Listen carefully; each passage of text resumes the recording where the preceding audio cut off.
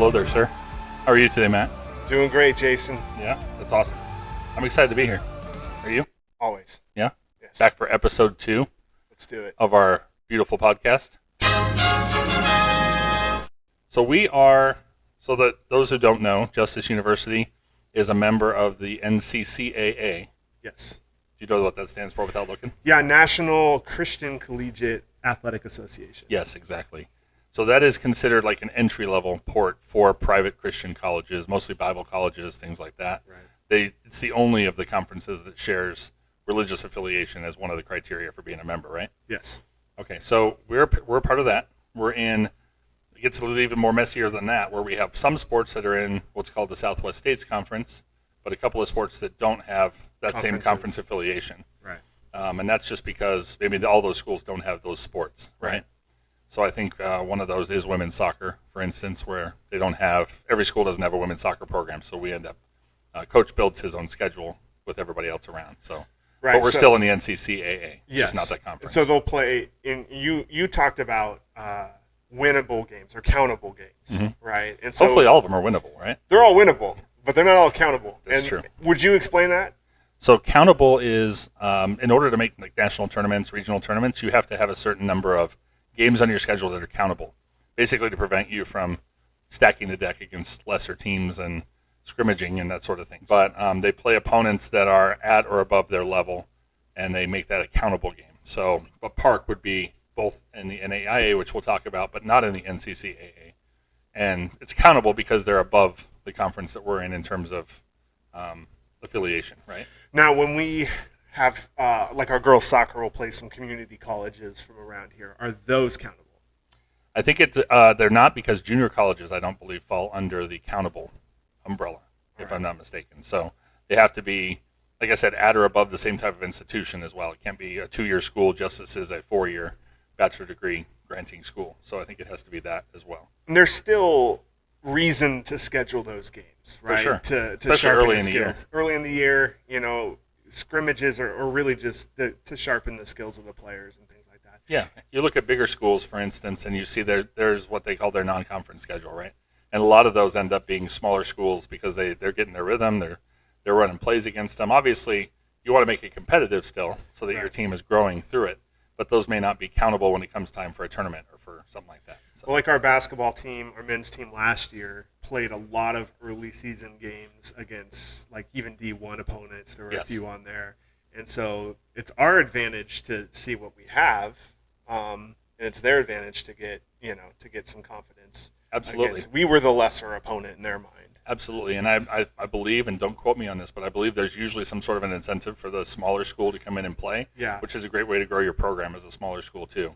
You get visibility, obviously, for recruiting, but there may even be some sort of a financial incentive or something to cover your travel expenses or whatever that was. So great experience. I know the guys last year had a great time going to, I think, they play Utah Tech and a couple of others. Weber State, and they were on ESPN on one of them, ESPN 3, I think. But ESPN Plus, right? The Ocho. Oh, the Ocho? Just kidding. Have they come out with the Nueve? Because that Ocho was a 90s reference or an early 2000s reference. I think it's actually a thing to some level. Is it really? They made a joke out of it and made a thing out of it. Well, ESPN joke. Ocho, if you're listening to this wonderful podcast, we're going to need you to come out and put us on your channel. We would love to have a show on the Ocho. Yeah, we'll even broadcast it for them. You know what I'm saying? Yeah. We'll do you come to our game, you set it up, we'll broadcast it for you. You don't have to send your broadcasters. We'll handle it. That's it. Hey, that sounds great. Just televise it. It'd be great. So NCCAA, National Christian Colleges Association, Athletic Association. Something I found out in the researching part is that they actually have a shared mission, which is integrating faith with intercollegiate athletics. So not only is it restrictive in the sense of you must be a Christian university college or Bible college, but the mission is supposed to be that all the member schools are focused on those things. Yeah, they have some really good mission statement things in what NCCAA likes to do. They have this program called King Chasing. They have a King Chasing Day. Not super familiar with what that means, but I know they have a lot of core values that they try to really push their schools towards, which I love that. I think that's neat. Yeah, athletics is a lot more than, as part of the point of this podcast, is athletics is a lot more than just games on the field. It's leadership skills. It's character building. Yeah, for sure. So the next step above the NCCAA then would be the NAIA, which stands for National Association of Intercollegiate Athletics. I'm glad we use acronyms. Those are That's a mouthful. almost like National Christian Colleges Athletic Association. Yeah, you can't say that fast in the broadcast. No. So one thing we didn't touch on with the NCCAA that's common with the NAIA is scholarships. So you want to tell us a little about scholarships between those two? Yeah, so if like NCCAA, as you were saying, Division One, which Justice is in, can offer athletic scholarships, and the lower divisions cannot. There's only one other, Division Two. Division Two cannot. Yes. Correct. And then NAIA can offer scholarships as well. Yes. And they can actually split it amongst multiple athletes, so you don't have to say, like, here's a scholarship for this athlete. You can actually break it up among multiple athletes. But also, they don't have divisions like D1 and D2. They just have one single division, but they have different scholarship limits for each sport. So I see. I'm sure football has one scholarship amount, basketball has another, soccer would have another. Now, I've known schools to play in both, yes. NCCAA and NAIA. They kind of toggle between the two. Yeah, you can dual enroll, which, little homer statement here. I was a little disappointed. The guys made national tournament last year, which was amazing for the men's basketball team. But they ended up playing a couple of schools that were dual enrolled and maybe were a little bit bigger and had a higher level of competition maybe than experience than we had. And we ended up, obviously not doing too well in that tournament, making it as fantastic in year 4 anyway. But I wish that maybe dual enrollment was a lesser thing. Because those schools didn't make the NAIA national championship, so they defaulted to the NCCAA national championship, which they are bigger. Yeah, they're some bigger of them. schools, Yeah, they're bigger. Yeah, for sure. I just like the NCCAA plays the same, level schools rather than having this up and down action. I love playing them during the season because you get the experience of playing a bigger school. Right. But in tournament play, it's just my personal belief. It should be like for like. Right. But, I agree with that. So NCCAA. So our next step, whenever that happens, would be NAIA. Then that's what we would probably move into. Yes. Maybe we would toggle a little bit. Yeah, if that's still an allowable thing, if why that's not? An allowable right? thing, why not? Yeah, or at least schedule games with schools we've been playing in the NCCAA for sure. Yeah. And then the NCAA is the one everybody pretty much knows. March Madness, the tournament brackets, college football playoff, all those things. Those are all the NCAA. Yeah. Division One, of course, is the biggest. National Collegiate Athletic Association. Yes. So missing the intercollegiate something or other like the NAIA. Missing the Christian from the NCCAA. Yes. Although Christian schools can be in the NCAA. True. Like we see with GCU, TCU, Abilene Christian. There's a bunch of different ones that are out there. Baylor's not really, well, officially, are they? They're a Baptist school, but I don't know if they're. Yeah, there's a lot of that too. Yeah. Schools that you're not sure if it's in the name, but is it in the mission statement still? For sure. No shade to our friends at Baylor. No because shade. they probably do have something in there. We just don't know. But so D1, you mentioned, is the big one. They also have D2 and D3.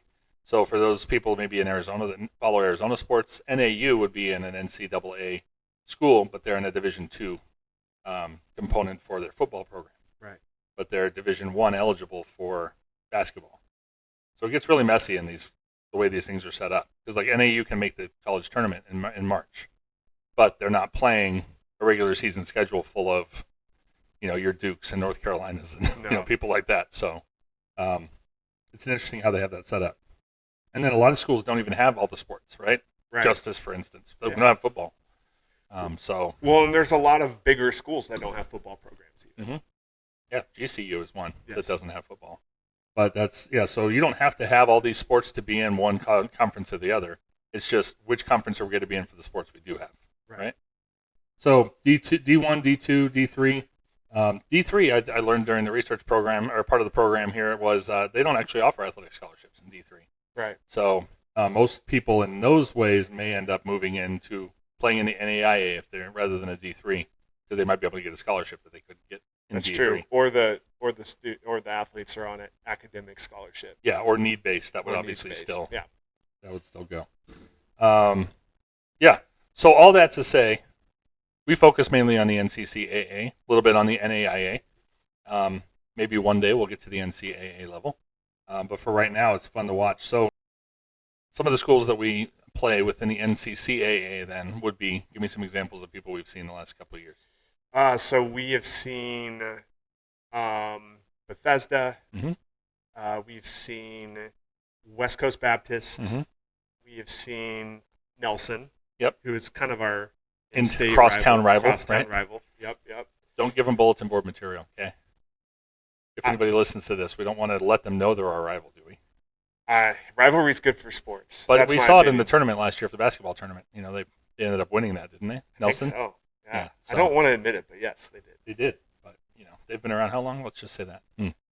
Not 4 years like us. Probably a lot longer than that. Right. Their name is new, but Yes. The school's been around a long time. The school's been around for a little bit. And we do have some transfers from there and some transfers to there. Yep. So there is that. And that builds the rivalry, too. I think it really does. Yeah, nobody likes to play harder than when they go back to their previous place of playing. That's from college to the pros. Oh, that's true. Show them up what they're missing, right? That's it. A little bit extra, adrenaline pumping for those matches. Yeah.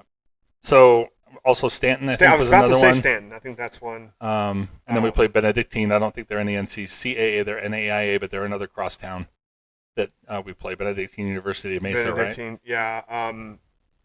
SLCC. Yes. Southern. Right? It's SCLA, right? SC. It's Southern California Leadership Academy, I think, maybe, or Leadership University, SCLU. That sounds right. That's right. Yes. We should probably have a list of these in front of us right now, huh? I don't think we're doing badly for winging it. We have phones. We have computers at our fingertips. That's and true. Here we are, winging it, just going for it, which is kind of how we do things here at Justice University.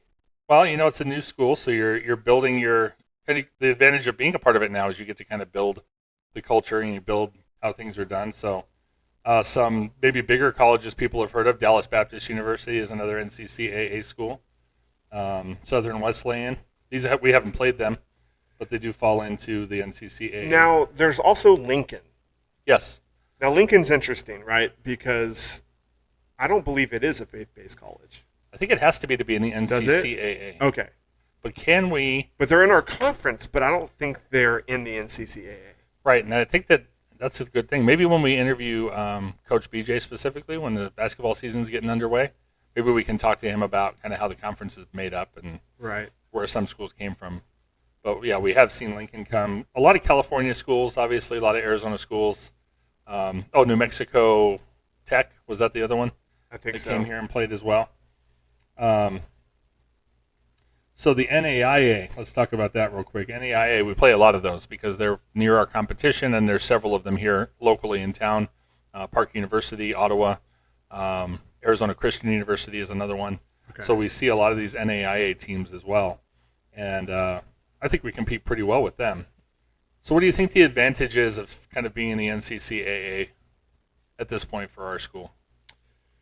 Well, I think conference play is good because it's talent levels comparable. Mm-hmm. I think for one, and we've got room to grow. It's like buying like a shirt for your kid a little bit big, right? So they can grow into it. And, for sure. And I think we got a little bit of that, but we've grown into this conference. I think we're up at the top every year now with basketball, especially as a favorite to compete for the title. Yeah, for sure. And I think men's soccer as well. I know they battle, them and Stanton battle. Yeah.